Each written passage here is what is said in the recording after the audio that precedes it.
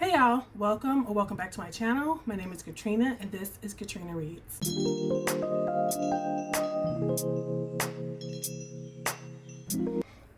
So I am going to do try a chapter. I'm not going to call it a tag. I'm just going to make this a regular video on my channel. I started just reading a book today on Scribd, completely ignoring that I have like 9 books am I currently reading on Goodreads. And I haven't gotten to a lot of those books. I've read other books and now I've started to read another book today. And I was like, you know what? Let me just make this productive. So the book that I picked up was called A Blade So Black.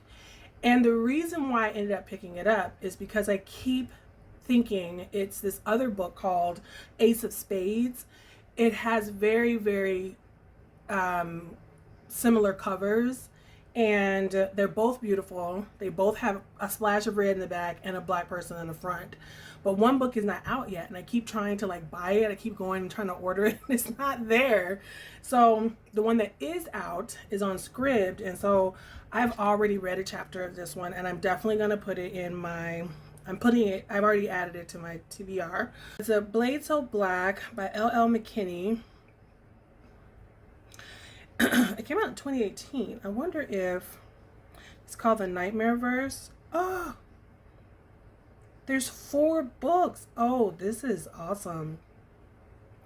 Well, there's 3 books out, and then I guess she's working on they are working on a novella, a prequel novella. So A Blade So Black, and then A Dream So Dark, and A Crown So Cursed. But A Blade So Black is the one I kept, like I said, mistaking for Ace of Spades. Let's read the book description. The first time the nightmares come, it nearly cost Alice her life. Now she's trained to battle monstrous creatures in the dark dream realm known as Wonderland, with magic weapons and hardcore fighting skills. Yet even warriors have a curfew. Life in real-world Atlanta isn't always so simple, as Alice juggles an overprotective mom, a high-maintenance best friend, and a slipping GPA. Keeping the nightmares at bay is turning into a full-time job, but when Alice's handsome and mysterious mentor is poisoned, she has to find the antidote by venturing deeper into Wonderland than she's ever gone before, and she'll need to use everything she's learned in both worlds to keep from losing her head, literally. So we'll see how I like it. I really enjoyed the first chapter. It was really fast paced. It was really cute. All the naming conventions are recognizable from Alice in Wonderland. So her mentor is this handsome guy with like green hair, and his name is like Maddington Hatta. Her name is Alice. They go into this bar, and the bar is obviously a front for the entryway into the magical world of Wonderland. And over the door is this cat clock, and I'm gonna look for it and see if I can just find the Cheshire Cat clock that I kind of see in multiple TV shows and movies. And this is what, because it has the eyes going back and forth and it has the wagging tail, and so that's what it seemed like that was being described in the book.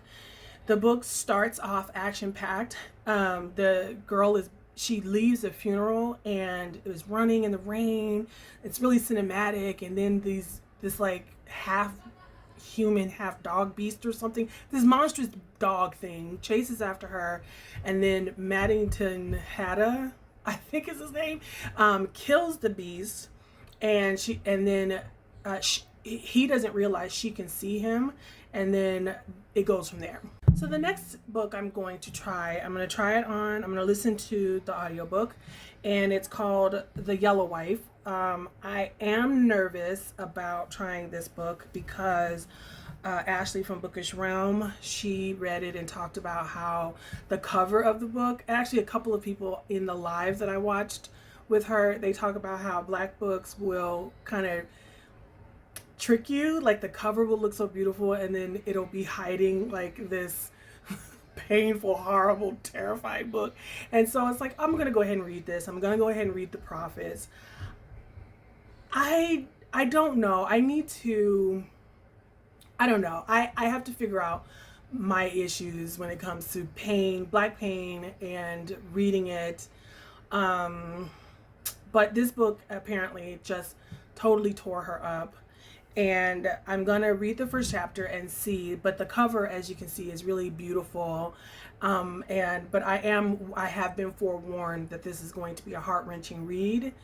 And so I don't know if I want to read it right away or if I just want to wait, like I'm waiting with The Prophets, which is, I just found out that that book is by this guy that I've followed for years and years and years on Facebook and Twitter.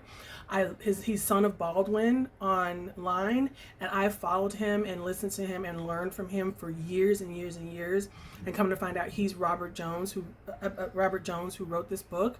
So I almost feel like I owe it to him to read this. But at the same time, I don't want to read a slave narrative right now that's so painful, and it's letting you know ahead of time that's going to be painful.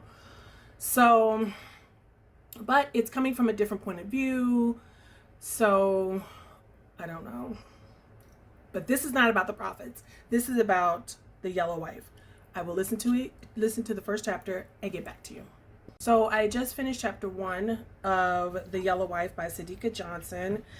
The book description here on Goodreads is: a young female slave is sold to a married man who intends to start a family with her, even as he manages the particularly cruel estate, the Devil's Half Acre, where thousands of black people are beaten, broken, and sold. So the first chapter, like the narrator sounds great. The master's wife is particularly cruel, and she's already slapped the young woman, and she is reminiscing about the young slave woman is reminiscing about the slave master's sister who taught her to read and play the piano. The slave master seems to like her as well. But it's so interesting when you look at the, I don't know, tacit cruelty of even this nice house. So even with this, I'm assuming that this girl is going to be sold to this other terrible home, because this place isn't, even though the slave master's wife is pretty terrible, this doesn't seem to be the cruel place. So I am definitely going to add The Yellow Wife to the TBR. So the next book that I'm going to read, that I'm going to try the chapter of for this video, is Hollywood Homicide, Detective by Day Number 1 by Kelly Garrett. And let's read the book description first this time, and then I will listen to the chapter and then let you know how I am feeling about it. I'm going to listen to this when this is on Scribd as an audiobook. Dana Anderson doesn't set out to solve a murder. All the semi-famous, mega-broke black actress wants is to help her parents keep their house. After witnessing a deadly hit and run, she figures pursuing the 15 grand reward isn't the craziest thing a Hollywood actress has done for some cash. But what starts as simply trying to remember a speeding car soon blossoms into a full-on investigation. As Dana digs deeper into the victim's life, she wants more than just reward money.